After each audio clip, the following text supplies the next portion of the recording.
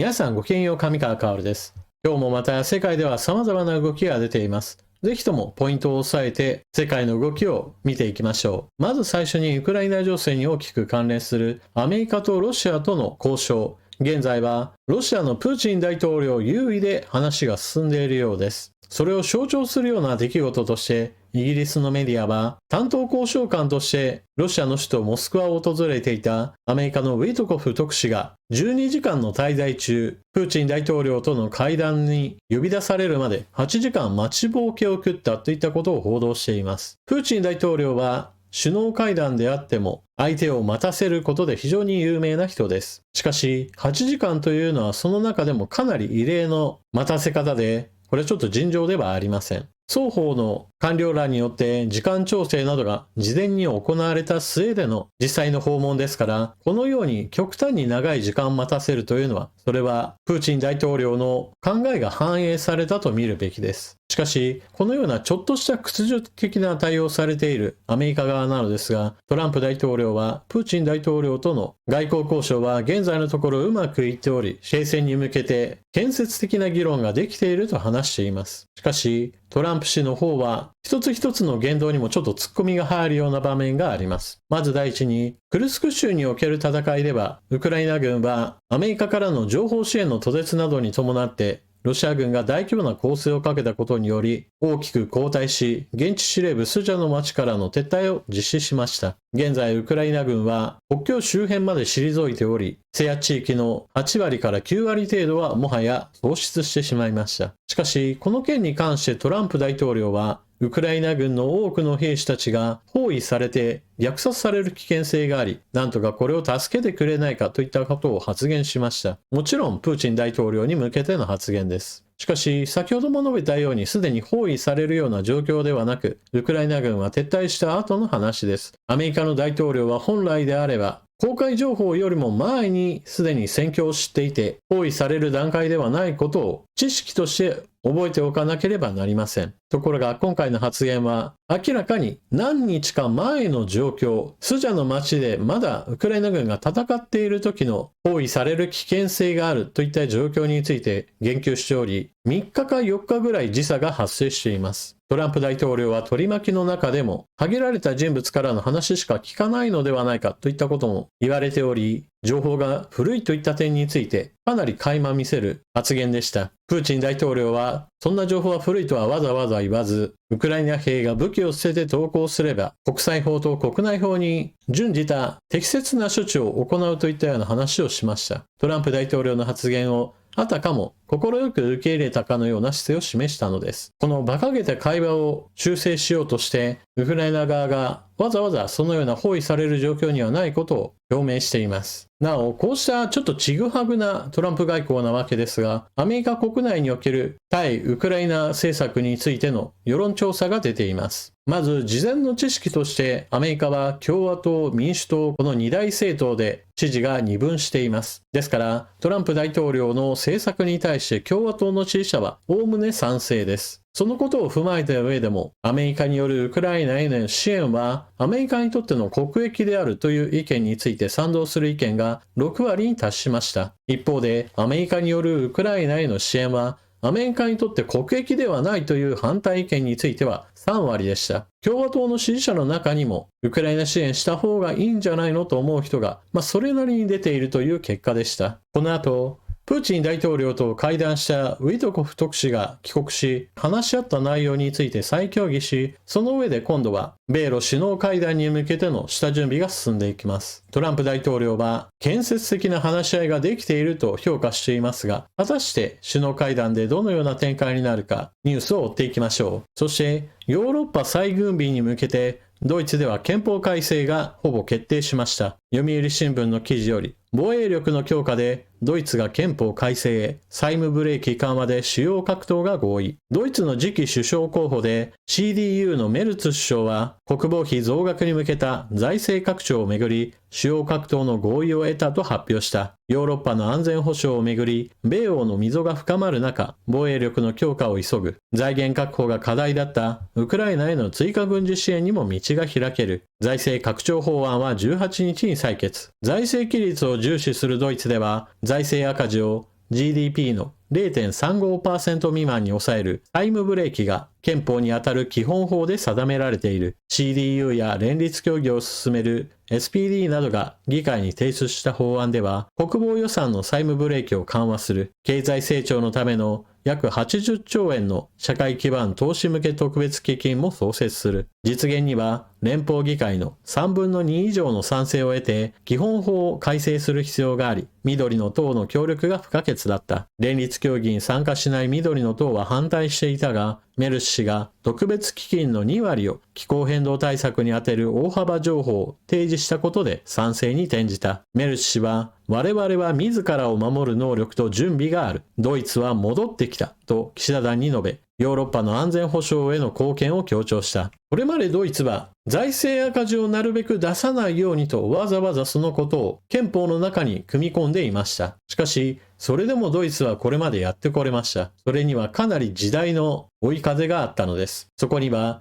メルケル政権時代のまさにドイツの黄金時代とも呼べるような状況が存在しました。まず、ロシアから大量に安く天然ガスを輸入し、低コストのエネルギー源を元にして、ドイツ国内で輸出製品を主に作っていきます。そして、通貨安を利用した輸出といったものを積極的に推し進めていきます。その時の輸出先というのが中国で、主に高級車を中心としてガンガン売りつけていって大量に儲けるといったことを行いました。これはあくまでもものすごく簡単な説明ではありますが、しかしドイツ経済のかなり基盤となった経済成長モデルです。しかし、時代は変わりました。まず第一にロシアから安く天然ガスを大量に輸入するといったことが、今ではロシアによるウクライナ侵略に伴って破綻しました。そしてメルケル政権時代にずっと続けられてきた、特に行き過ぎた自然エネルギーに対する投資は今のドイツにとってかなり足かせになっています。まず原子力発電所は全て閉鎖しよう。それでいて風力発電や太陽光発電などにものすごい投資をしようといった具合にしてエネルギーの供給源を全く変えてしまいました。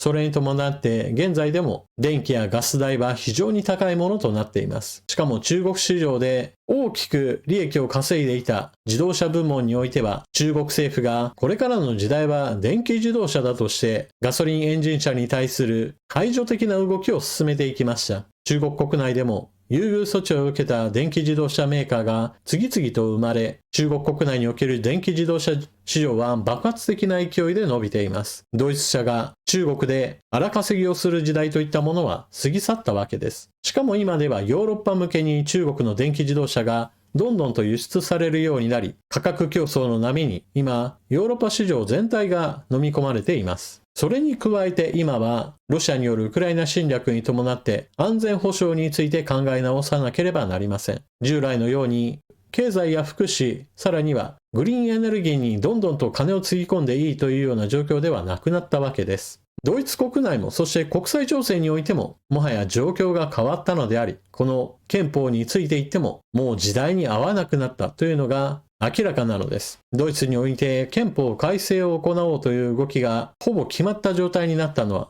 AFD を除く主要政党が賛成して憲法改正へとつながろうとしています。時代が変わったのだからその時代に合わせて憲法も改正していくという動きはもっと日本も学ぶべきでしょう。どこの国においてもそうなのですが、外敵が非常に身近なところで登場すると、その国における愛国心は大いに高まるものです。カナダで高まる反米愛国、トランプ関税や51番目の州発言に怒り、国旗販売が好調。自国への愛国心がそこまで強くないとされてきたカナダ国民の間で愛国心が急速に高まりつつある。一部小売店ではアメリカ製品をボイコットする動きが現れ、カナダ国旗の需要も急増。世論調査ではアメリカへの好感度は急降下し、中国と同程度となった。背景には関税圧力を強めるアメリカ政権への反発と、カナダを51番目の州と呼ぶなど侮辱的発言を繰り返すトランプ大統領への強い不信感がある。カナダ人は愛国心をかき立てられた。エルボーアップ、肘を上げろ。与党自由党の党首としてカーニー元カナダ銀行総裁が選出された集会の日、当時トルドー首相が演説でこの表現を使って聴衆に呼びかけると、会場からはカナダ、カナダと大歓声が巻き起こった。エルボーアップはカナダの国民的スポーツといえるアイスホッケーで防御と共に反撃する準備ができていることを意味する表現。アメリカには決して屈しないとの意思が込められており、首都オタワの国会議事堂前に1000人が集まり、このフレーズを連呼した。現在カナダで話題を集めるビール会社の CM では、登場する俳優がカナダは51番目の州などではない。我々はカナダ人だと絶叫。動画投稿サイトでは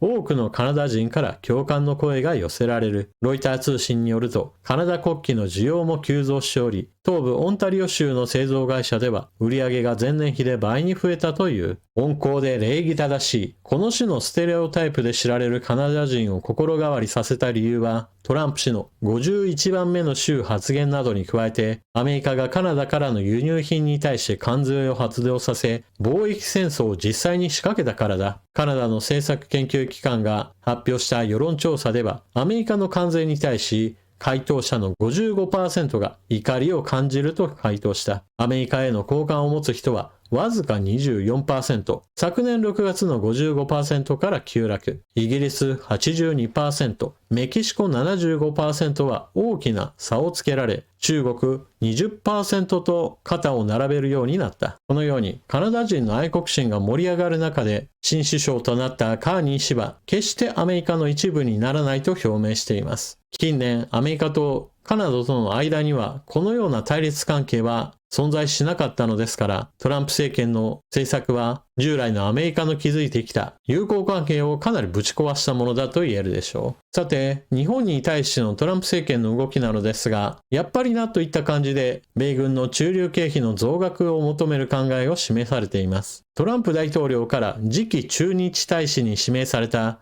ジョージ・グラス元駐ポルトガル大使は上院外交委員会の指名承認公聴会に出席し、在日米軍駐留経費の日本側負担増額を求める考えを示した。関税などでも厳しい姿勢で交渉に臨む考えを強調した。グラス氏は日米関係について、今や最強の同盟国だと述べた上で、日本が地域の防衛や米軍に対する支援を継続的に強化し、日米関係がアメリカ国民に役立つものになるようにすると語った。軍拡を進める中国について、軍の能力が飛躍的に向上していると指摘。在日米軍を念頭に、抑止力の維持にはかなりの費用がかかっているとの認識を示した。米軍の兵器が高額になると予測し、日本に対し支援拡大を協議する必要があるのは間違いないと述べ、駐留経費の日本側負担の引き上げを求める考えを示した。日本においては、石破総理大臣が1年生議員たちに対して1人